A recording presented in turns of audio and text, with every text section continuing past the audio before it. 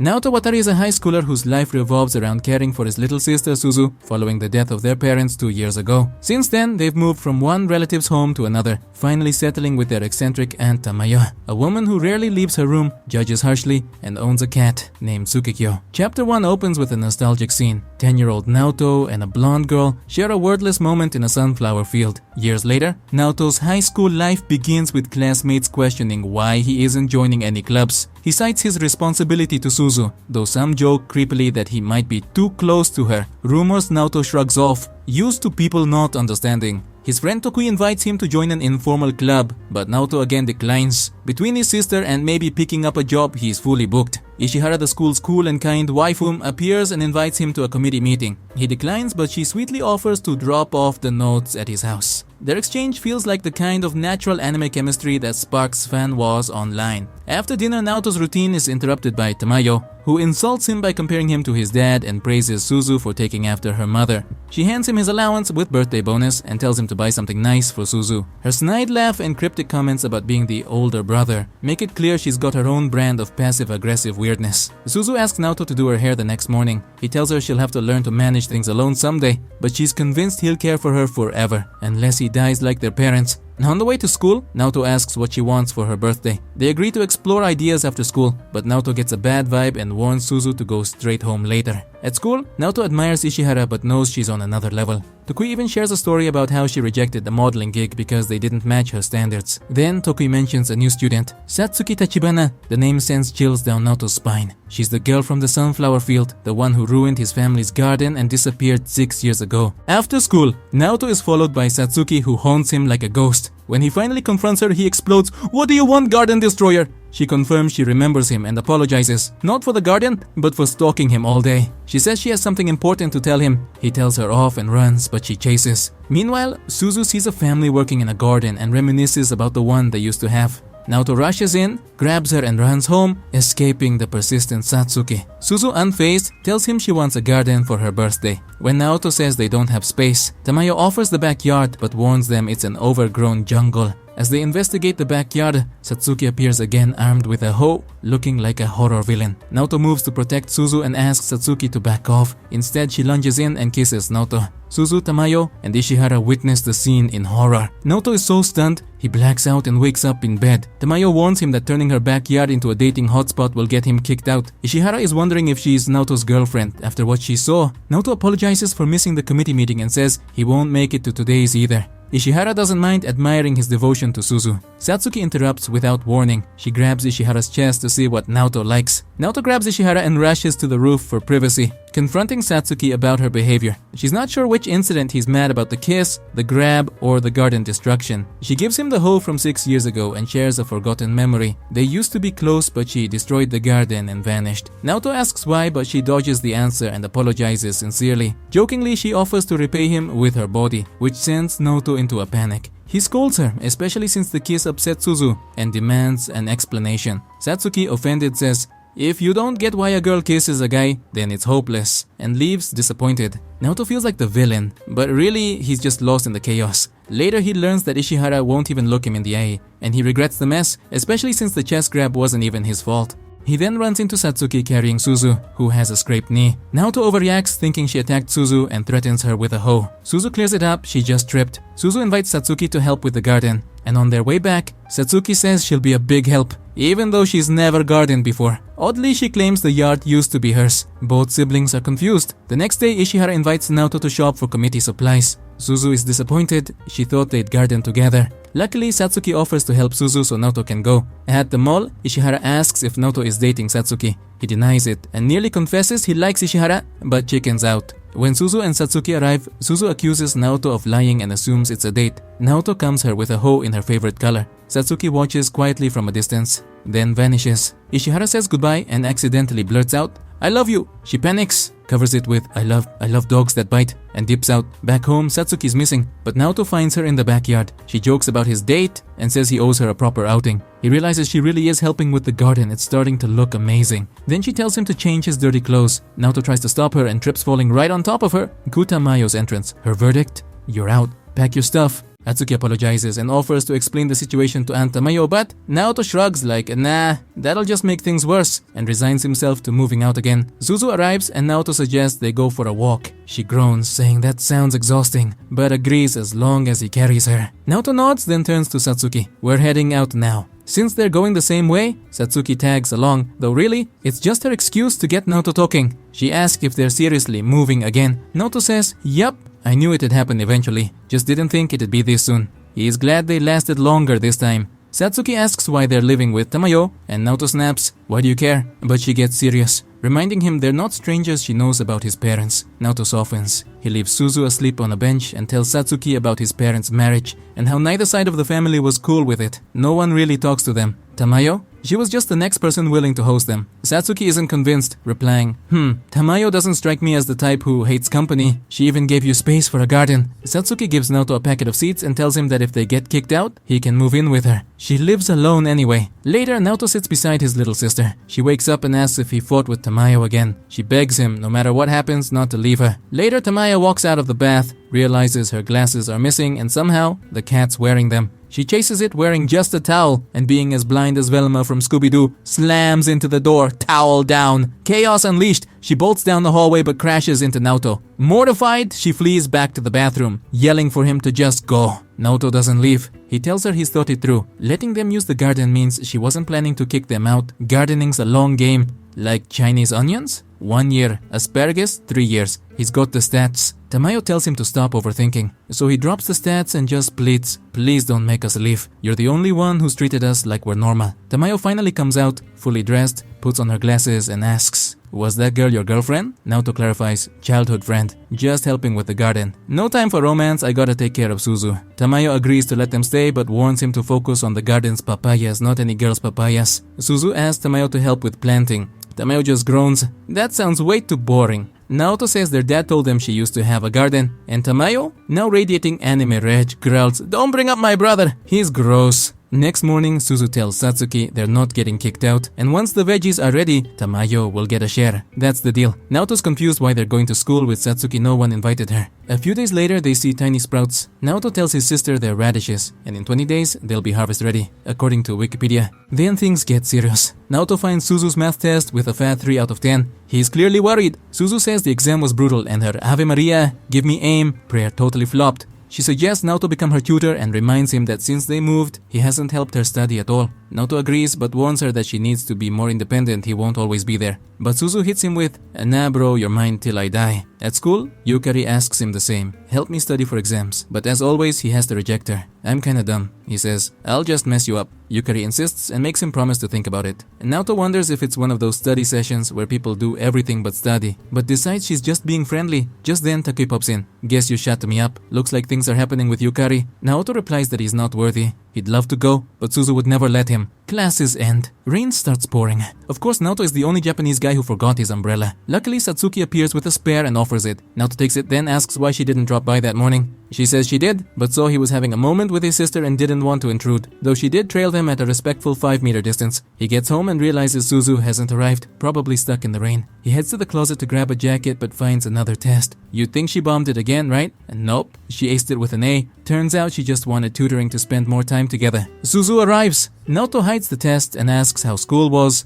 and if the rain caused any trouble. She says she was fine, she had an umbrella, but since one of her classmates didn't, she walked him home to keep him dry. That news clearly bothers Naoto. He goes out for a walk feeling weird. Truth is, he's scared. Suzu is his whole world, and if she stops needing him, he's got nothing. On his walk, he bumps into Satsuki soaked, so maybe that extra umbrella was a lie. He realizes she lied to protect him, just like Suzu lies about being more grown up than she is, just to avoid hurting him. Satsuki notices he's quiet. Did you fight with Suzu? She asks. He gives her his jacket to warm up and walks her home. She lives in a rough-looking building just 3 minutes away, basically his neighbor. She tells him he can go, but he hesitates, so she pulls him inside. Naoto says he should head back. Suzu's alone, but Satsuki replies, she's old enough. You should think about your feelings sometimes. Naoto snaps, don't talk like you know me. You don't understand our relationship. He leaves. Satsuki curls up on the floor and whispers, "I do understand. I've been with you the last 6 years." Honestly, with how creepy her apartment looks, she might be a ghost. Naoto returns home and admits that Suzu is his excuse to avoid opening up to others. But maybe it's time to let her grow up. He shows Suzu the candy he brought her. She says she thought he left because he didn't want to be with her. Naoto says, "Not today, but maybe Sunday. I'm planning to study with a friend. He promises it'll be quick and he'll bring her something to calm her fury." Suzu starts crying and reminds him he said he'd help her study. Naoto pulls out the test. "Looks like you don't need help." Suzu crumples it and throws it. "That was pure luck. I'm a mess. That's why I need you." Suddenly, Naoto starts to hear fuzz and collapses. Because in anime logic, if a Japanese person gets wet, they catch the plague and faint immediately. Always bring an umbrella. It's practically a life-saving device. The next day, Naoto stays in bed with a nasty cold. Suzu, ready to skip school and nurse him back to health, insists on staying. But Naoto reminds her she's already in 4th grade and should be able to walk to school by herself. He's finally nudging her to grow up a little. That afternoon, he wakes up only to find Satsuki lying right in front of him,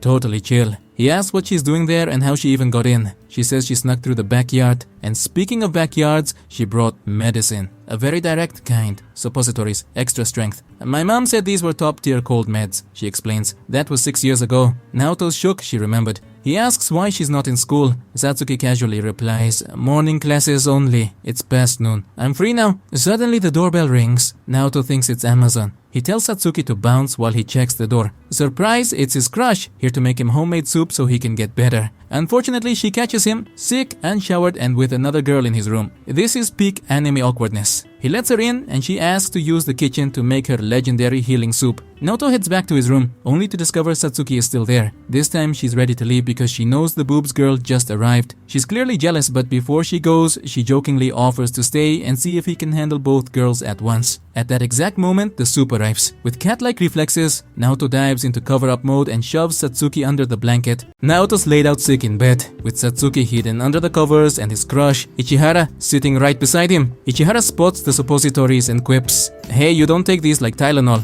Naoto panics. "They're not mine. I mean, Satsuki brought them." Ichihara realizes Satsuki beat her to it. Naoto, trying to dodge the embarrassment, turns, accidentally ending up on top of Satsuki, who's totally enjoying the situation under the blanket. Ichihara checks his forehead, sees he's burning up. She's cradling his face. Satsuki is still wedged in place, and with all the sensory overload, Naoto short circuits and, well, let's just say he ruins his pajamas. Ichihara, unfazed, leaves her homemade recovery meal and heads out. Satsuki, beyond pleased, grins like she just won the round. Naoto deadpans, "Nice, now please go." Ichihara visits a temple, wondering if Naoto and Satsuki are really just childhood friends. Either way, she says a prayer for his recovery. Back home, Naoto changes into fresh PJs and tries the soup Ichihara made. It's awful. Medicinal level awful. Tastes like hospital lunch tray on hard mode. Still, he eats every bite. The power of love. Satsuki checks on the garden and sees Suzu spying. She calls her over. Suzu says she was leaving but was worried about the weeds. She starts pulling them out.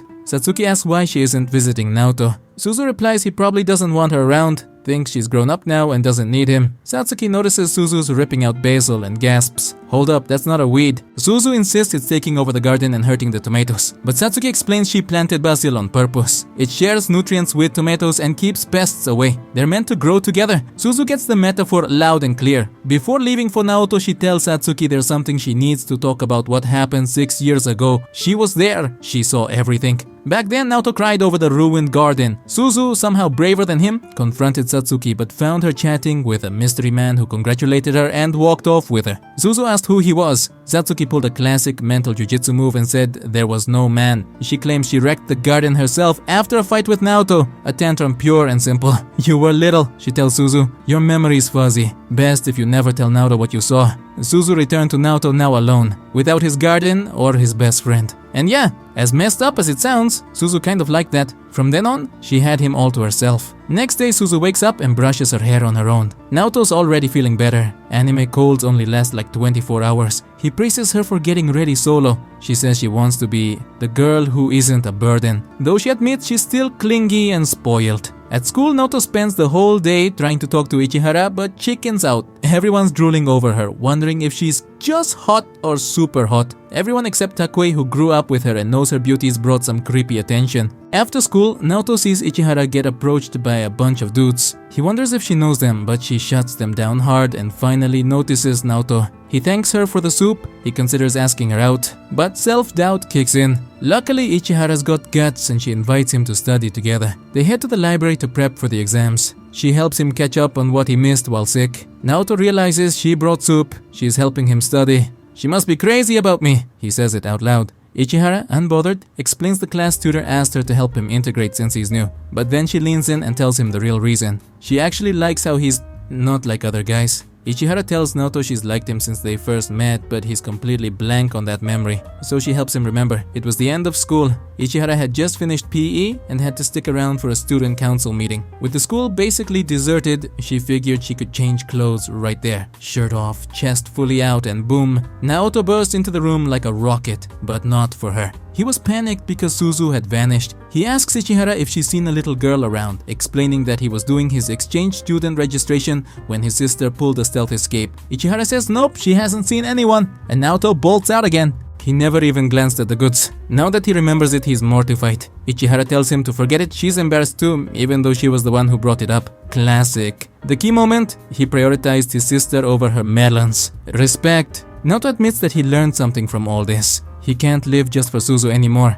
Ichihara says she likes that. Most of the guys at school are obsessed with her body. Naoto's the only one who doesn't think that way. She vents a little. Tons of guys invite her out, and no matter how many times she says no, they don't get the message. That's why she likes Naoto, he's basically a monk. But then she realizes she's oversharing, and before it turns into a full-on confession, she takes off running. On her way out, she runs into Satsuki. For a second, it feels like she's about to throw hands. High school style, but nope, Satsuki is just there waiting for Naoto. Ichihara wonders if Naoto really does see her as just his childhood friend.